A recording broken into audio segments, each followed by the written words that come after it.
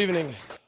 So, imagine coming from a community that has been stigmatized by poverty, terrorism, gang violence. Imagine coming from a community that faced all odds, but yet have been resilient.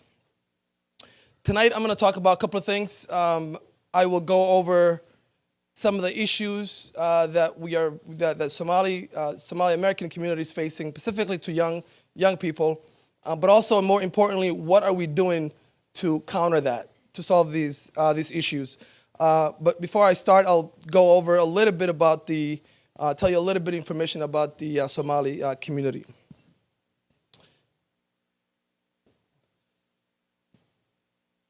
Did you know that Minnesota has the largest Somali population? Definitely here in the United States. There are well over 100,000 of Somalis that reside here in Minnesota. They came here for many reasons. But I can tell you that, unfortunately, the snow is not one of them. The 20-inch snow and the negative degree that we have here does not attract Somalis to come. But they came here for so many reasons. They started coming to Minnesota in the early 90s. This was when a war broke out in Somalia.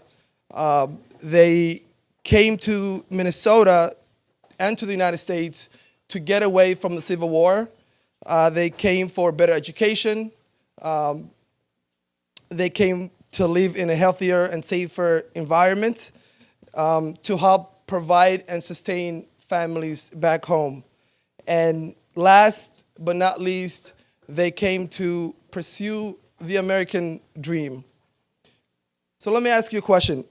What is the American dream, and how does such dream aligns with the Somali Americans here in Minnesota?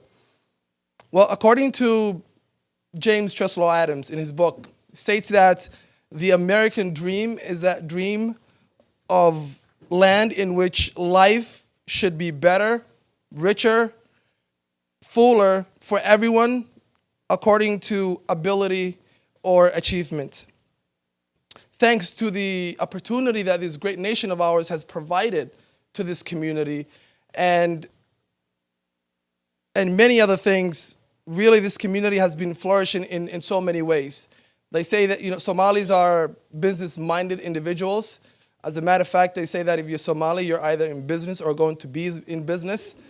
I'm not in business yet, so if you know of any business that I should be, let me know.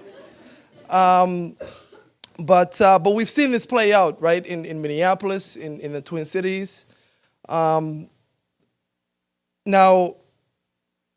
the Somali community is faith-oriented. It is family-oriented. It's growing community. It has impacted Minneapolis in so many ways. But also, we've got our issues. We got issues that we continue to face for so many years. So what are those issues, and how can we, not only as Somali Americans, but as Minnesotans, to really challenge and counter these issues? Health disparities is an issue that we continue to face. Lack of education, the lack of communication between the youth and the elders, the lack of communication between the community and the community at large, and also between the law enforcement and most government entities. Lack of economic opportunities. Gang violence is an issue that we still continue to face. And radicalization. So we hear these recruitments and radicalization play out in the media over and over again. So how does this happen? Well, I can tell you that radicalization doesn't happen overnight. No one just decides to wake up the next morning and joins Al-Qaeda or ISIS or Al-Shabaab. This is definitely a process. So how can a young American from the Midwest decides to go join these groups? Well, it's a process, and like I said, it's not an overnight. So this is the lack of education. This is the lack of opportunities, lack of employment. isolation, the disconnect between the two generations.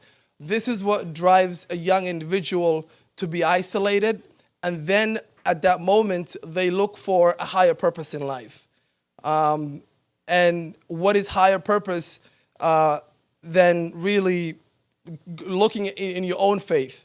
Faith is very important in the Somali community, in the Muslim communities across, just like any other community. When you're down and you've tried so many things in your life, faith becomes very important. However, when you don't know enough about your own faith, you can easily be influenced to join ISIS or the Cribs or the Bloods. As a matter of fact, if you do some research, if you look at the reasons why someone joins ISIS and Al-Shabaab and Al-Qaeda versus the Bloods or any other gang, the similarities are right there. They're almost the same. And so these young people, there are many things that there's many issues that affects them. And all these things, all these components leads up to isolation. And that's when we see these recruitments happening by Al-Shabaab. Al-Shabaab has recruited since 2007 well over 24 young folks in the Somali community.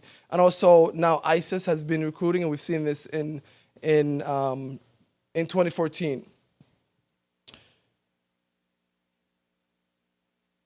So back in 2007, a lot of these issues, 2007 was really a low point for our community because this was when a lot of issues were increasing. This was when gang violence was starting. This was when the first wave of young men went to Somalia to fight along with ISIS. And so around that time, a dozen of young people came together because there was really no sense of leadership back then. There was the disconnect between the two generations was even bigger. This particular group was made out of high school to college students. They had few things in common: education, better influence, and also I was part of this group, and we also had friends of ours few friends of ours kind of went off the wrong path. And so we came together and we said, you know what? We're gonna have to do something about this. What can we do? And so we started using the arts as a means of engagement, because the arts is very rich in the Somali culture. It is so it's a very easy tool for us to use. It continues to be an easy tool for us to use to relate to everyone, whether you're young or old, using spoken word, music, play, using this platform to get people come out. Doesn't matter how old you are or how young you are, but the idea was, let's talk about this issue. We wanted to create a foundation, a platform that really sends out a clear message, and that message was getting young people away from all these negative influences, such as drugs, such as gangs, and so forth, and really put them in the right direction, which then was education, making sure that young people graduate from high school, get into higher education, and really come back and mentor the next round of kids. So we had this idea. This particular idea really grew to where we started doing events and conferences, then to programming. And then after that, to an organization today that really has 3 different locations in the Twin Cities. 7 or 8 years ago, this wasn't the plan. It just informed to what it is today.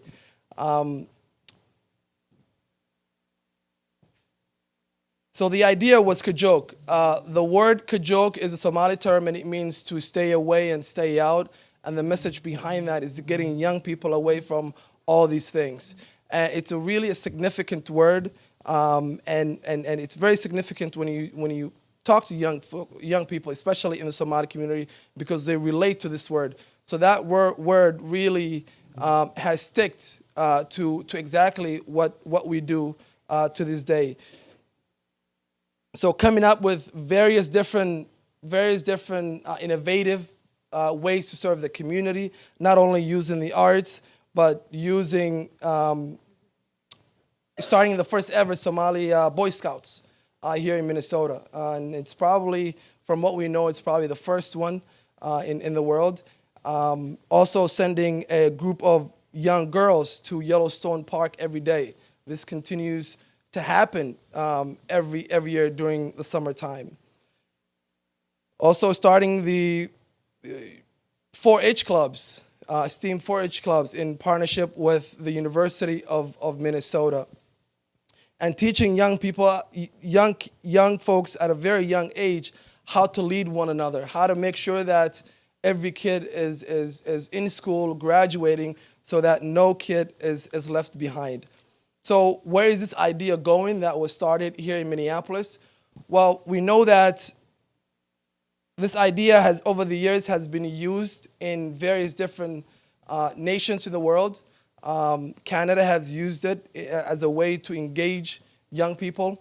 Most recently, Kenya has used as a way to get young people away from negative influences such as the recruitment by Al-Shabaab. And really, where we see this idea that was started here in Minneapolis is really implementing this across the world, where a lot of where Somalis live. We believe that where there are Somali youth, we need to be there.